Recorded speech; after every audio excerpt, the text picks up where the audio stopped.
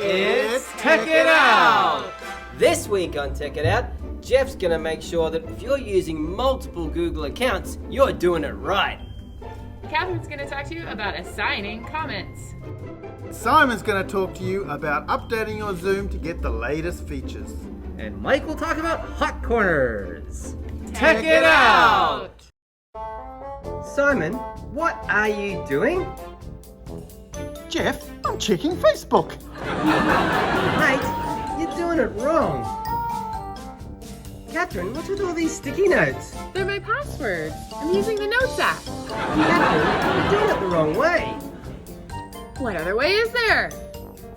When it comes to managing multiple Google accounts on your computer, don't be like the tech coaches. If you have multiple accounts here, you're doing it wrong. You may sometimes get issues like not being able to open a Google Doc, not being able to find someone's email address, or perhaps you're sending work emails from your private email account, not being able to log on to school subscriptions when you know you should have, or you just haven't got the right set of bookmarks. Or the best way to manage multiple Gmail accounts is to use the People tab. This sets up different Chrome profiles, so it's like using a different computer for each of your Gmail accounts. You'll never ever again have the issues of mixing up work and home accounts. Now you're probably thinking, Jeff, how do I work this computer magic? Well, it's pretty easy really. The first thing we need to do is we click on our name up here where it says Google account and we sign out of all of our accounts. Once you do this, you then need to make a decision which account is going to be my main one. So I'm going to sign in again with my ASW account, and this is going to be my main account. Most likely, I'll need to put in my password and go through the whole process of two-step authentication. And once I've done that, I can then remove the account I don't want. I do that by clicking on the name up here again, and next to where my home email is, I'm going to say remove. So now I've only got one account linked with this Chrome profile. My next step then is to add an extra person. To do this, I click on the People button and I add person. I give my person or my profile a name, Jeff Home. I can then choose a picture of that I like. I think I might go for the cheese, because we have really cheesy videos here in the tech office. I then go through the sign-in process again, this time for my home email. Now that I've set up my Chrome profiles or my people, I can easily switch between my home and my work Gmail accounts, or I can use any other accounts the same way. No longer will I be confused when using multiple accounts. Finally, I'll be doing things the right way. Bang! Bang, bang, bang! Bang! Mike? Bang! Mike, what are you doing? I'm troubleshooting. Mate, you're doing it wrong! Bang!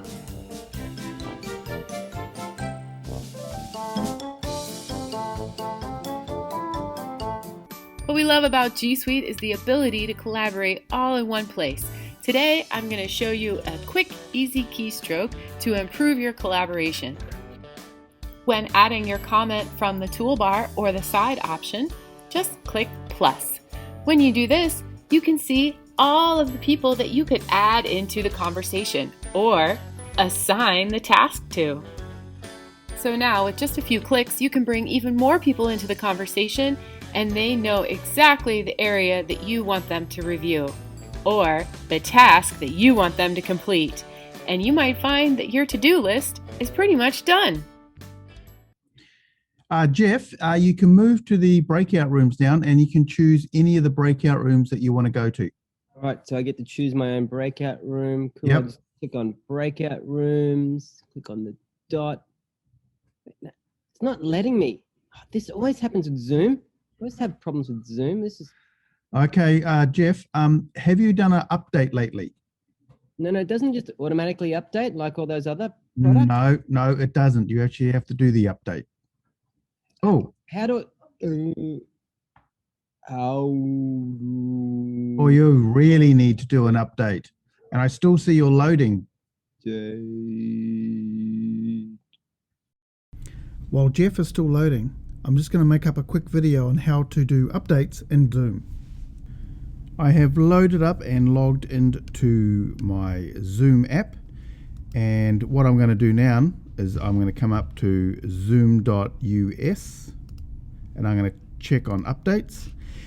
Why you need to check on the updates is a lot of the new features don't occur on past versions, so it's always a good idea to check, or if they ask you to update, I'm going to hit update.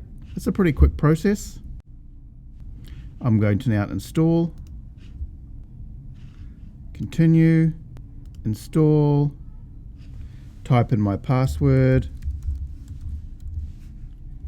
install, and now it's installing the files.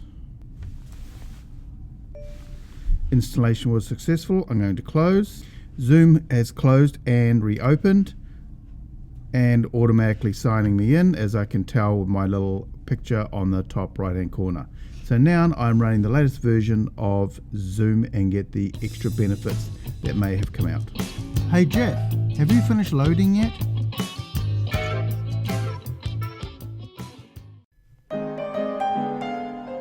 Dug into writing board reports for Mr. Newdorf, Michael is called away from his workstation by Jeffrey. Hey, Mr. Donato, I think there's a student here for you. Happy to oblige, Michael leaves. But wait, what's this? Oh no! The sneaky hellion Simon has come along to mess about on Michael's unattended computer device. Just in time, the mischievous troublemaker Simon is scared off, but golly was that close. Michael should have used his hot corners. What's that you say? What are hot corners? Well, chum, hot corners can be found in the screensaver section of your Apple machine's system preferences. As you have 4 corners on your monitor, you can have up to 4 wonderfully magical things appear on your screen when you move your cursor to any one of the corners. Michael sets his bottom left corner to start his screensaver.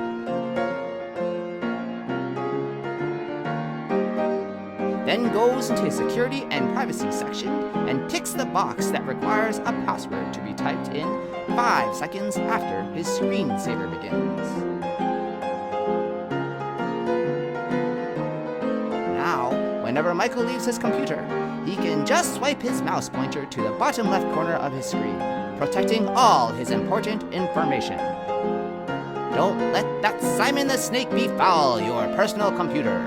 Use your hot corners. That's hot corners found in your system preferences.